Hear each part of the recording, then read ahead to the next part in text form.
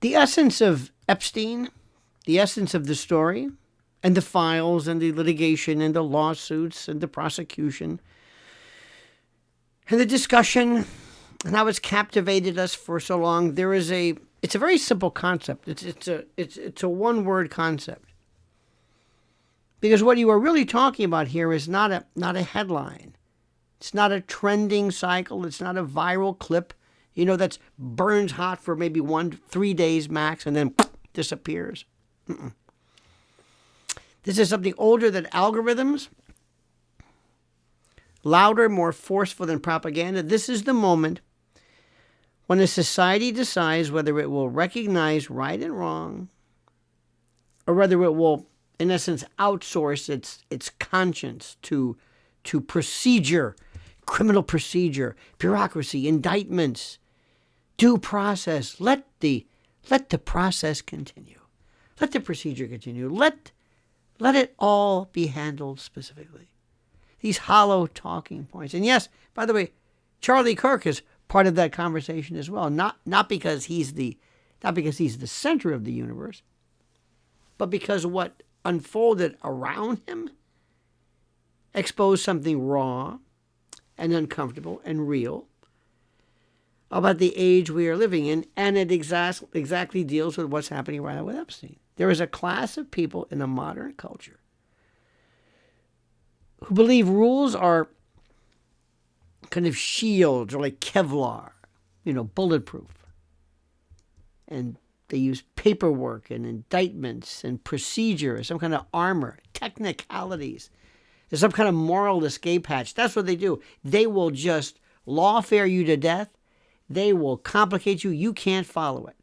You with your sense of right and wrong. And they believe, by the way, that if they follow the right process with the right people and the right media to obscure and distract, say the right words, the right incantation, the right shibboleth, hide behind the right institutions, they can excuse cruelty and exploitation and silence in the face of evil. And that's what the word is. Evil. And they smirk at that. They smirk at the moral language of that. They sneer at people who still talk about right and wrong, as if that makes them, naive, or you're just unsophisticated. Whether it's based on your faith or religion or just your sense of natural law, they tell you that you do not understand how power works. It's far too complicated. What they really mean is this. They think that morality is for amateurs. And they think that accountability is optional if you're connected enough. That's what they believe. They truly believe this.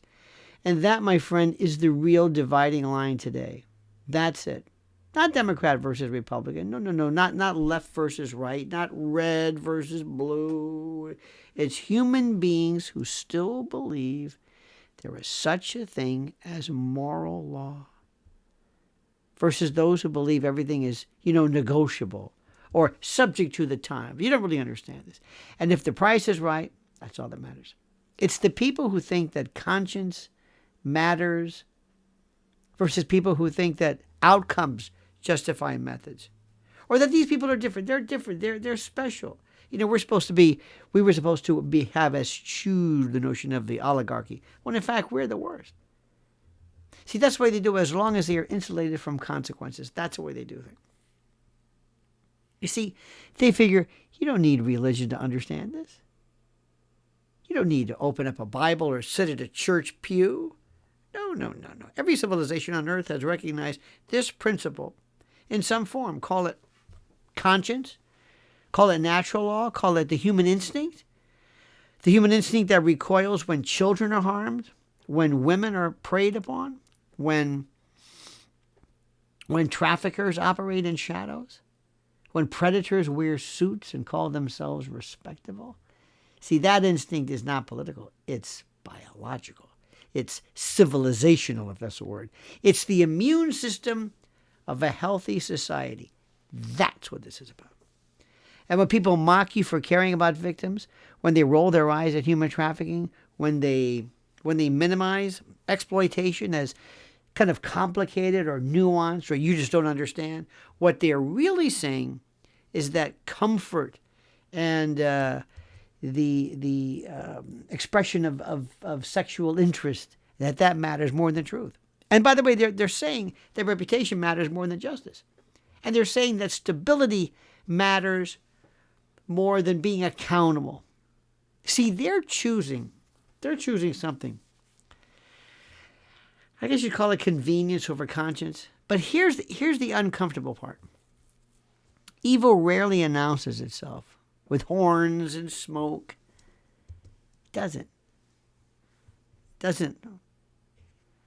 doesn't usually kick in the door screaming villain speeches or speaking some kind of weird exorcism kind of rant. It shows up wearing credentials and a tie and representing a country or a government or a position or a police force or the press. It has press releases, press credentials, legal teams. It shows up speaking. It speaks the language of compliance and optics. And it hides behind words like policy and protocol and process. And it tells you to calm down. It tells you to wait your turn. It tells you to trust the system. Meanwhile, the vulnerable keep bleeding quietly off camera. And that's true. See, that's why people feel this moment so deeply. It's not about one man. It's not about one organization. It's not about one anything or one scandal. It's about the realization that there are forces in this world that believe that they can destroy lives and people and silence voices and walk away unscathed, untouched. It's about the arrogance of those who think the public will forget, that outrage will fade, that memory will somehow reset after the next distraction cycle. But something has changed. People are not just angry anymore. They are awake. Not woke, but awake. And they are asking harder questions. They're comparing timelines. They're connecting the dots. And they're refusing to be gaslit. See, they are refusing to be told that caring about children and people and women, that's right, women, men protecting women. But that's extreme. That's old-fashioned. That's antediluvian. It's anachronistic. It's hoary. Hoary. And the demanding accountability is somehow divisive. See, that's not extremism. That's baseline civilization. And by the way, this is where the pulpit moment comes in. This is important.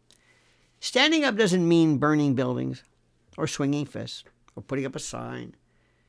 That's what chaotic minds want, because chaos makes it easier to dismiss you. Standing up means refusing to participate in the lie. It means speaking plainly even when it costs you. It means refusing to normalize moral decay just because it's fashionable or because it's profitable. And standing up looks practical, standing up for what's right. See, you protect kids without apology, and you defend victims without hedging. That's what this is about. This is nothing. This is very simple. It's protecting people who can't defend themselves. You demand transparency, whether it's that or whether it's Charlie Kirk, who can't defend himself. Now they killed him. You refuse to let predators hide behind branding and public relations and teams of media folks and carefully crafted statements, and you stop pretending that power deserves reverence simply because it's powerful. And here's something people forget. Courage, being courageous, is contagious. When one person stands up, 10 others realize they can too. When 10 stand up, 100 feel emboldened. When 100 speak, thousands start listening. And that's how real cultural change happens, and that's what we're here to do. Not through glossy campaigns and usual stuff, not through committee meetings and whatever it is. Through ordinary people deciding they will not shut up anymore. And there was a reason, by the way. There was a reason they tried to shame you into silence. There was a reason they label you emotional and radical and right-wing or conspiracy-minded or dangerous. There's a reason that they accuse you of motives that you do not have. It's because truth disrupts comfort, and accountability threatens institutions, moral clarity, it freaks them out. And it freaks them out because their systems are built on ambiguity and manipulation. Look, it's talking about war. Yes, this is a kind of war, but not with tanks and drones and guns. Whatever. It is a war over the soul of the culture. It is a war over whether we still recognize evil when it wears a polite smile. A war over whether children are protected or are commodified. It's a war over whether women are respected or exploited. A war over whether human dignity still means anything in an age that's dominated by algorithm and the commercialization of everything, where sex means nothing. Or branding and manufactured narratives. This is war, my friends. This, no matter how you say it, is war. This is a war. This is a cultural war. And this is a war that we're not going to lose this one. I promise you this. I promise you. And what's also important and critical to understand is some things here which are critical. Here is a part nobody really likes to hear. There's no cavalry coming. There's no white hats. There's no perfect leader who will magically fix this. Not Trump, not Republicans, not Democrats. And let's face it, a lot of these people have stuff in their own past when there were times when either they were involved in some of this stuff or they knew people who were involved in it. I don't know what it is. What do I know? We're just simple folks. We don't engage in this kind of stuff. There are people who matter. There are people who are going to fix this. Not Republicans, not Democrats, not celebrities, not influencers. Change begins when regular people decide the line stops here. When parents speak up. When teachers refuse silence. When journalists, real journalists, stop running cover. When citizens demand answers because of slogans. That's what we're talking about right here. So what does standing up look like? What does it look like tomorrow morning? It looks boring. Boring and brave at the same time, simultaneously, concomitantly. It looks like asking uncomfortable questions at school board meetings. It really does.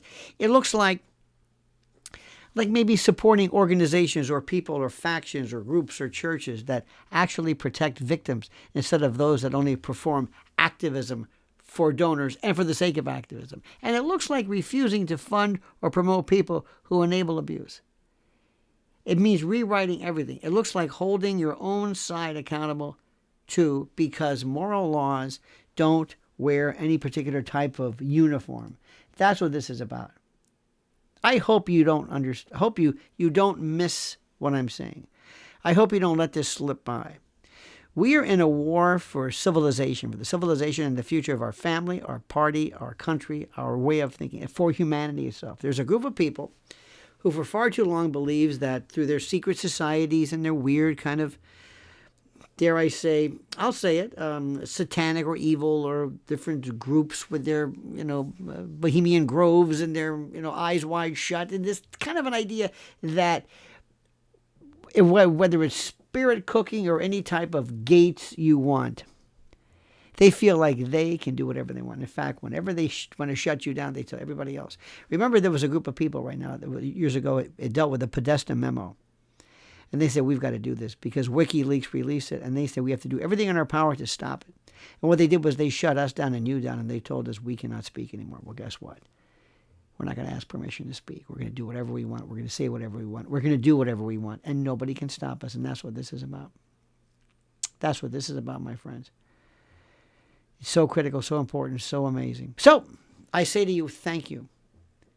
Thank you for your intrepid spirit. Thank you for your faith and your action. And understand something. They think that, this Epstein got away with everything. Well, he didn't get away with it. Somebody did to him what they did to Charlie. Same thing. Same forces. Same forces. Think about it. When you are of no use anymore, you're expendable, or you become dangerous, you're dispatched. We're not going to let this happen to Charlie, and we're going to get to the bottom of what happened regarding Epstein, because we stand for something that's different. And like I said, it's not about religion, though that's a wonderful bolster. It's a great motivator. It's a great factor. It's about something very simple. It's about right and wrong. It's about natural law. My friend, I thank you. I thank you so much for being a part of this. Thank you for your being a part of this. Please like this video. Thank you for subscribing. Thank you for everything you've done and continue to do. And speaking of children, what's right or wrong in the predation, thank you for following my wife at Lynn's Warriors on YouTube. It means the world to us. Thank you. Thank you for this. And now I've got some questions for you to answer. I'd like you to join in immediately, to blend in, to adorn in the world and the horizon of truth with your beautiful words of brilliance. I thank you. I thank you. I'm going to say it one more time. Thank you. And now comment as you see fit.